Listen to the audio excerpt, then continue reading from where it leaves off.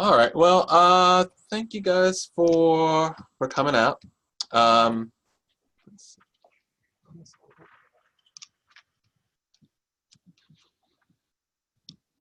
so I'm at Columbia's Division on Substance Use Disorders, and they asked me to come and just speak about the prescription opioid epidemic. Um, and just to give you a little background about myself, I'm not a clinical researcher. I mean, I'm not a clinical psychologist. I trained as an experimental psychologist. So I started working with like rats and mice, and then for my postdoc, ended up doing clinical research here at Columbia. Um, I started working with the opioid research lab, and as a part of doing medications development, got really interested in opioid overdose because we were working with very high risk opioid abusing populations. And so that was how I sort of got into this work with overdose and naloxone distribution. And so what I thought I would do is in this talk really try and explain how I think about the opioid abuse epidemic and overdose epidemic. From the standpoint of someone who started doing preclinical research and has moved now to clinical work. So the perspective of someone who thinks about the pharmacology of opioids, and also what mitigates the abuse potential of opioids.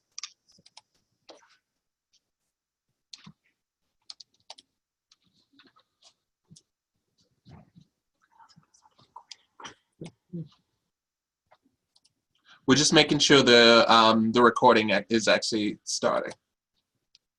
I didn't. I'm sorry. Oh, we did. No problem. All right, so just a bit of background.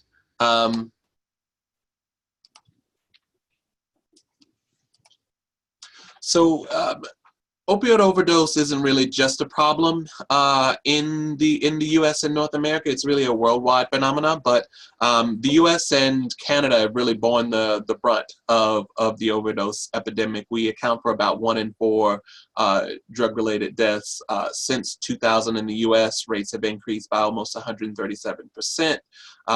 It's now the leading cause of injury-related mortality in the U.S. ahead of motor vehicle accidents and firearms. 2016, we had about 64,000 overdose deaths. In 2017, it's estimated that that went up by about 10,000 deaths to around 70,000.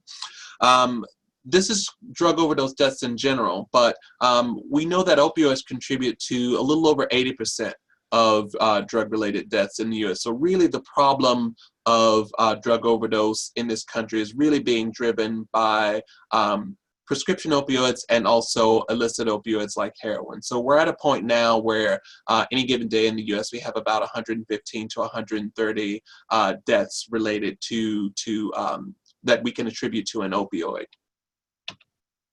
I know you guys are in New Jersey, so I just wanted to provide some local data. So New Jersey isn't exempt from this problem. You can see in the first figure that this figure here, how much the epidemic has increased in New Jersey as well. There's only about 4 other states in the country that saw a greater increase in overdose deaths from 2016 to 2017 than New Jersey.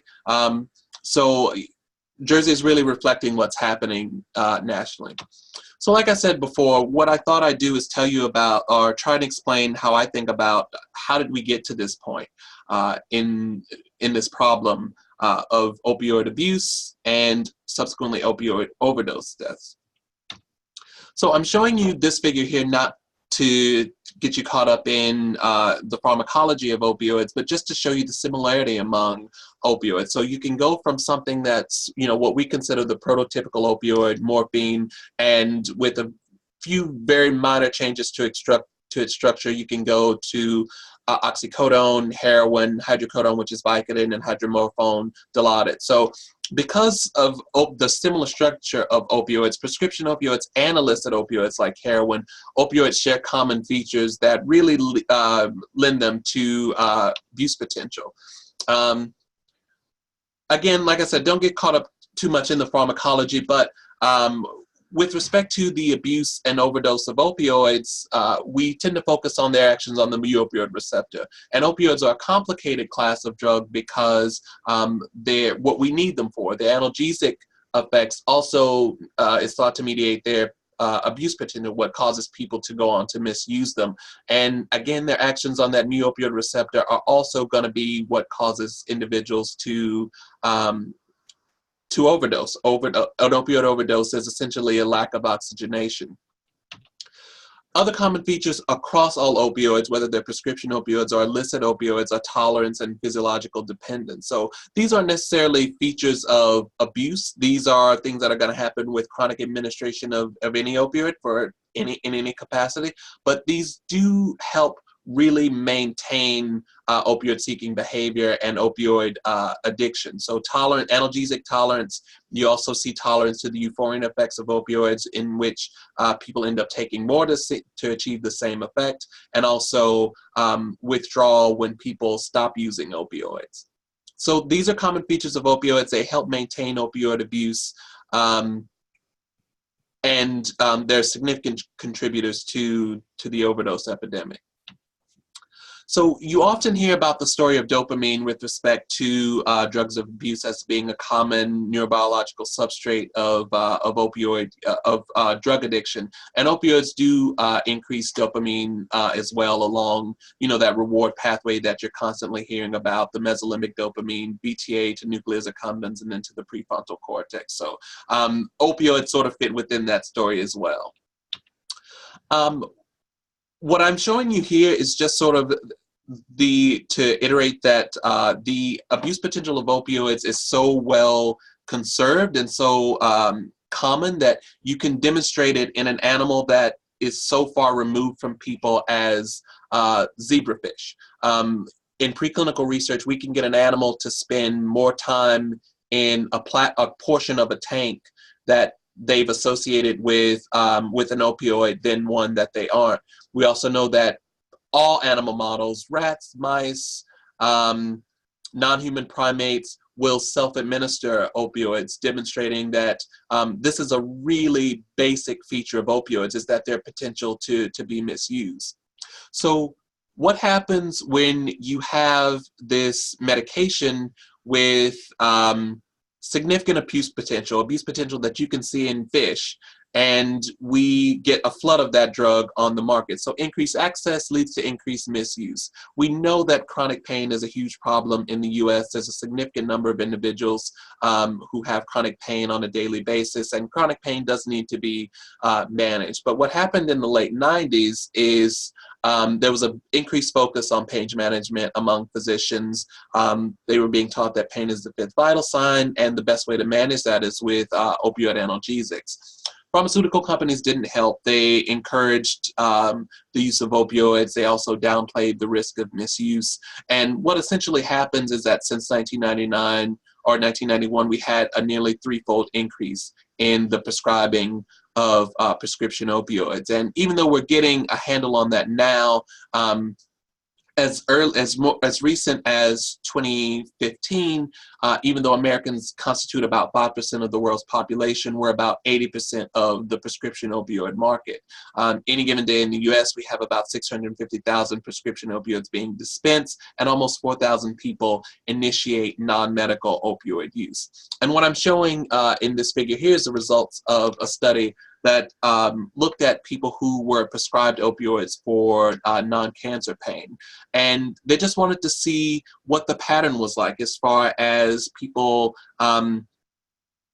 maintaining, using what they were supposed to use, not using any concomitant drugs. And they essentially found that misuse in some way, either having an opioid present that shouldn't be, missing an opioid, their urine wasn't present for an opioid that it should be, they're taking another drug that they shouldn't be.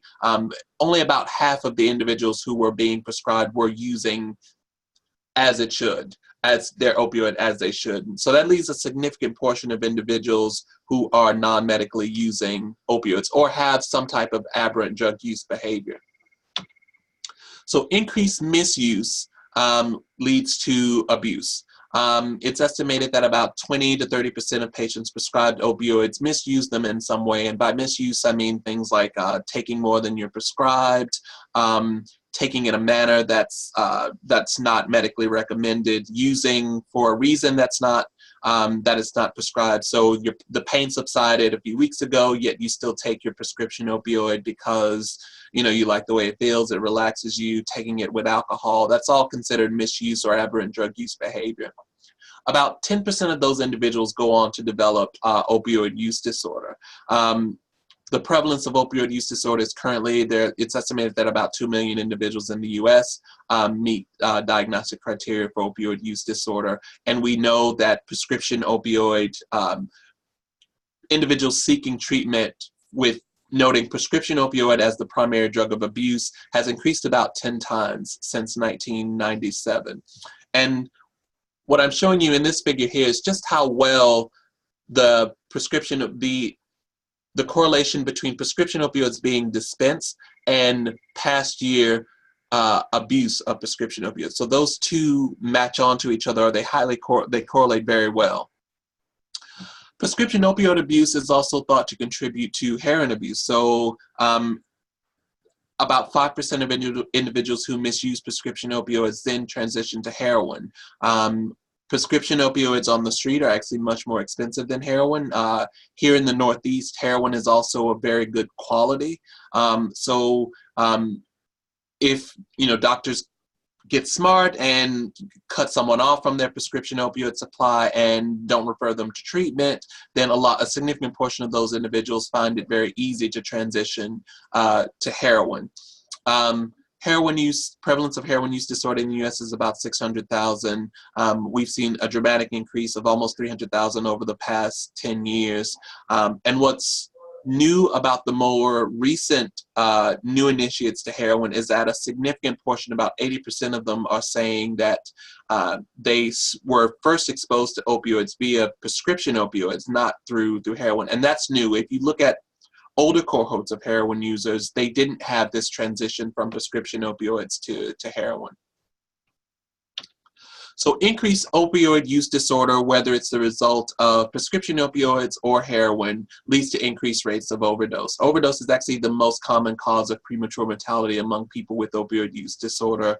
Heroin-involved overdose deaths have increased almost 6 times since 1999, and prescription opioids by about 5 times. And don't worry too much about this figure here. We'll come back to it, but it just sort of breaks down overdose deaths rates by synthetic opioids like fentanyl, heroin, oxycodone, and drugs like methadone, which is actually very low.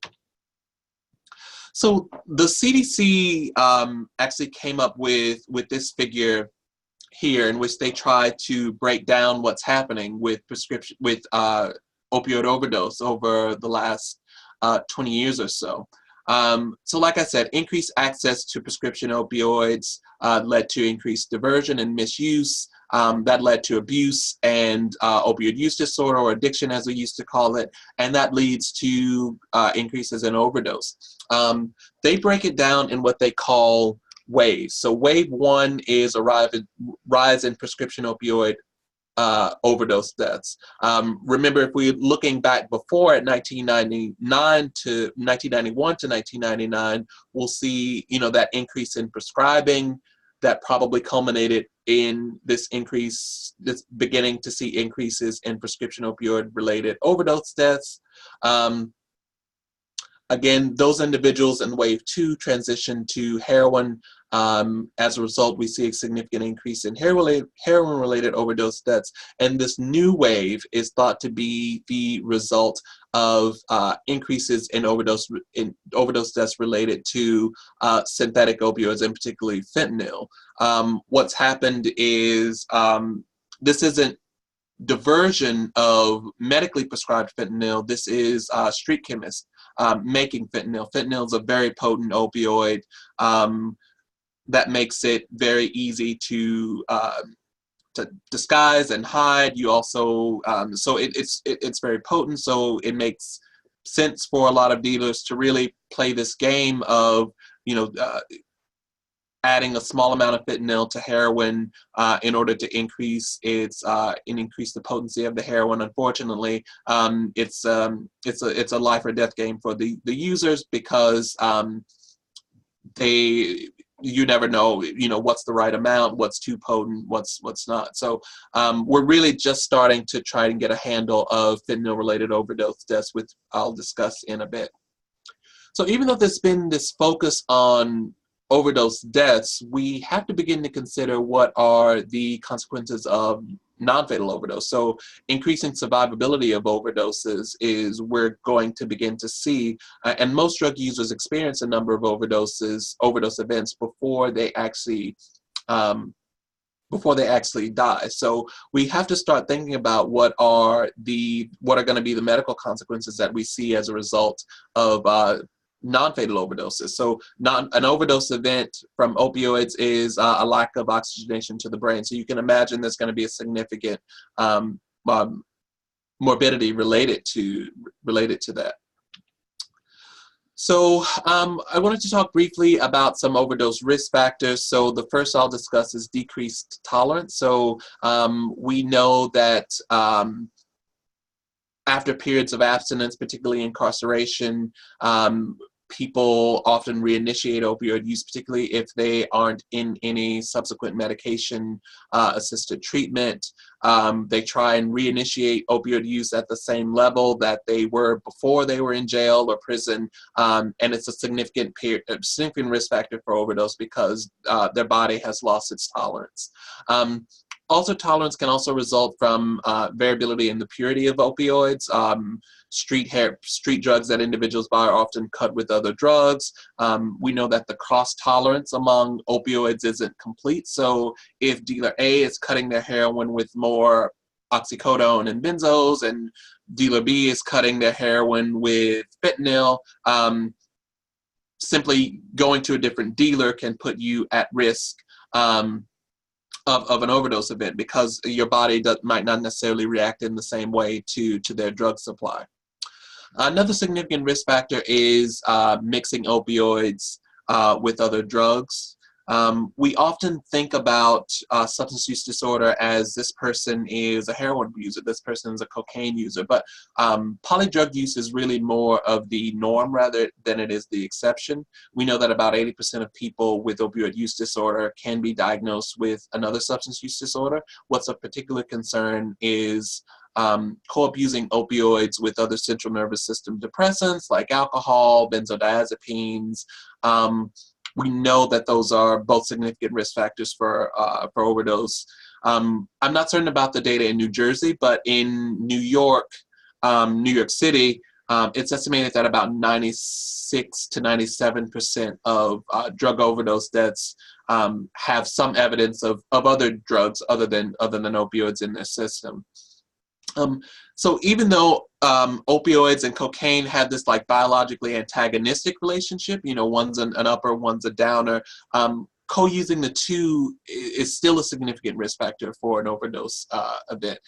We don't necessarily know why, but it does increase the risk of overdose. And concomitant drug use, like I was saying before, can just be a matter of just be related to the nature of substance use, the illicit drug market. So you don't know what dealers are cutting into opioids. We often find that when we reveal to someone what their urine was positive for, they're really surprised that there's benzos in there, that there's fentanyl in their heroin, that their heroin is a lot of bup is in their opioids. So concomitant drug use can be purposeful or it can be unintentional on the part of the drug user themselves. We did an assessment in heroin users. We wanted to see what was in their urine, and really only about a third of our sample was only using opioids. So as you can see here, a significant portion are using opioids in cocaine, and alcohol, opioids, cocaine, and benzos. So just to reiterate the point that polysubstance use is really more common among opioid users than it is rare. And you can see there's very similar data for people who are using prescription opioids as well.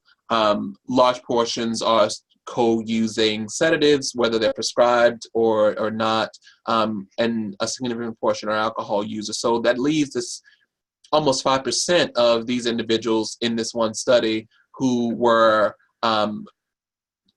co-abusing or co-using 3 of the drugs that we consider to be one of the more significant risk factors for opioid use disorder, or I mean for opioid overdose. And the last risk factor we'll discuss is using alone. So we know that a significant portion of opioid users don't use in the presence of another individual. They don't have a spouse or partner or someone that they use with. They often use in, behind a locked door, in the bathroom of the Starbucks. And the reason why this is a risk factor, it's not a risk factor for overdose itself, but it's a risk factor that an overdose event will become fatal, because again, there's no one there to identify the overdose. There's no one there to render assistance if you do find yourself in trouble. So what are we doing about the problem and the epidemic? We know that opioid maintenance treatments are protective against overdose, methadone, buprenorphine, and naltrexone. One of the biggest efforts of NIH and NIDA has been to increase the number of individuals who are in pharmacotherapy-assisted treatment for opioid use disorder. And a lot of the reason for that is because of this study here, which in 2011 found that only about 35% of people who were eligible for agonist or antagonist maintenance treatment were actually in treatment. There's also significant harm reduction strategies being initiated, and probably the biggest is overdose education and naloxone distribution, which essentially just aims to educate people with a substance use disorder or anyone who's at risk of witnessing or experiencing an overdose, and identifying that opioid overdose, and then how to respond with naloxone, which is provided to them. So this peer-based naloxone distribution was started in New Mexico, but we're currently at a point where all 50 states have some laws that allow for this third-party use of naloxone. So you as a physician prescribe naloxone to someone who's then going to use that on someone else. We also know that Good Samaritan laws, like providing some sort of protection for the individual if they decide to administer naloxone to someone else, really helps with the uptake of this type of harm reduction efforts. And also in having individuals having a certain amount of immunity with respect to drugs on the scene helps with encouraging people to call 911 in cases of overdose, as opposed to, I see someone overdose, let's just all pack up and run. So is this harm reduction effort working? To a certain extent, yes. We know that a really brief training as short as 15 minutes can significantly increase someone's knowledge related to opioid overdose. It can also decrease the use of unconventional methods like a salt shot or something as ridiculous as people often say ice on the genitals, things like that. We know that naloxone, when it's used in time, is very effective. There's also very little risk of naloxone potentiating something that's not an opioid overdose. We do know that users remain reluctant to involve police, so we still need to find better ways to get people to notify emergency services in cases of opioid overdose. Is it working on a larger scale? So to an extent, reductions in death rates have been reported in Massachusetts. There was a county in North Carolina that the one county initiated overdose education and naloxone distribution, and while all of the counties surrounding them saw an increase in overdose in this period of observation, they were actually the only one that saw a decrease. And there was a time in New York after we initiated opioid overdose education and naloxone distribution programs that we were starting to see a decrease in overdose deaths, but then we subsequently saw an increase. So what happens here is we started to see this reduction in heroin and opioid overdose death rates. But in the past 6 years or so, we've been seeing an increase. And I think what's happening in New York is essentially what's happening nationwide is this increase in fentanyl use that we aren't able to really get a handle on just yet. So I had a graduate student who did a study who essentially found that we were seeing increases in fentanyl in New York, just like we're seeing nationwide. There's still a lot of unanswered questions surrounding the practice. We don't know how naloxone sort of interacts with fentanyl, even though from a strict pharmacological perspective, naloxone is capable of reversing a fentanyl overdose. But what we think the problem is that with a normal opioid overdose, there's actually a pretty large window of time in which a person can respond and reverse the opioid overdose. It's thought that it could be as much as 3 hours. But with fentanyl, we think that time where someone's in trouble and that overdose event becomes fatal is actually just much shorter. And so people might be using naloxone in cases of fentanyl overdose, but it's thought that it just might be too little too late for cases of fentanyl involved overdose.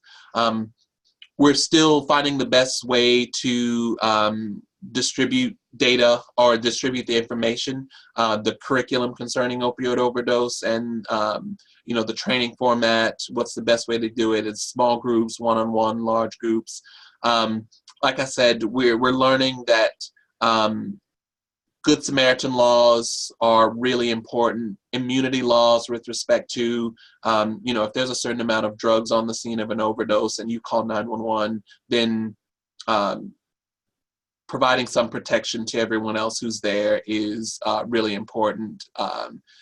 Oftentimes, if people feel like they can handle an overdose event themselves, the person gets reversed, but they don't go to the emergency room for whatever reason.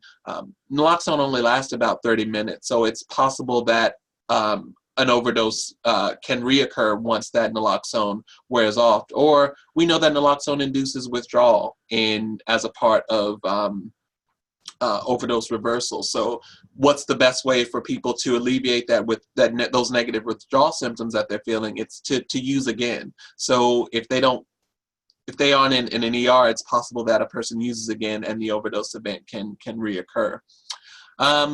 Possible unintentional consequences. With any type of harm reduction method, the first question is always, is this going to increase drug use? Is this going to make people more comfortable using? So are they going to engage in more risky drug use behavior as a result of having naloxone? And we did a study that found that they don't. It doesn't actually decrease interest in treatment. It doesn't actually change patterns of heroin use. When we followed individuals after they received training in naloxone, individuals who were either using heroin or who were already in an agonist maintenance, there's no change in drug use behavior. There's no change in concomitant drug use. So we also know that from the study done by the group in Boston that it doesn't actually affect interest in treatment or delay treatment initiation. So it's a harm reduction method that essentially just tries to keep people alive long enough to until they get to a point where they can be interested in treatment. We also know that we need better interventions for prescription opioid abuse, more tailored overdose education efforts. We know that people who are abusing prescription opioids often don't consider themselves to be remotely in the same category as people who are using heroin. So a lot of the overdose education is really missing these individuals because they don't respond at all to you using a term like overdose, because that's what happened to junkies or addicts. That's not them. Even though, like I said, an opioid overdose is an opioid overdose. So prescription opiates can be just as deadly as heroin. There's been an increased focus on the development of abuse deterrent formulations of opioids by the FDA. We've also been encouraging judicious prescribing of opioids to sort of prevent the development of opioid use disorder. Prescribing opioids less often for a shorter duration, using the lowest effective doses, so maybe using something like tramadol as opposed to Vicodin or oxycodone as a first means for pain management, and also really close monitoring of individuals anytime that an opioid is prescribed. We also know that statewide prescription drug monitoring programs helps, and also the incorporation of this data nationwide. So it makes no sense that individuals can be doctor shopping across within a state or across state lines. And Florida was a huge culprit of that for a while, but we know that them initiating a statewide prescription drug monitoring program was really helpful, not only for that state, but for individuals who were actually traveling to Florida to obtain prescription opioids. So I just wanted to that's all I had. I just wanted to thank the group that I work with here at Columbia, that's Institutes on Drug Abuse, which sponsors most of the research that I do. All right, so that's all I have. Thank you. Thank you, guys.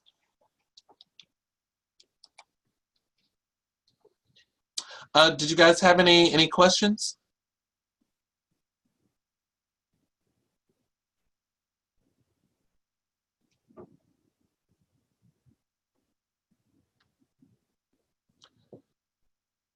I don't think so.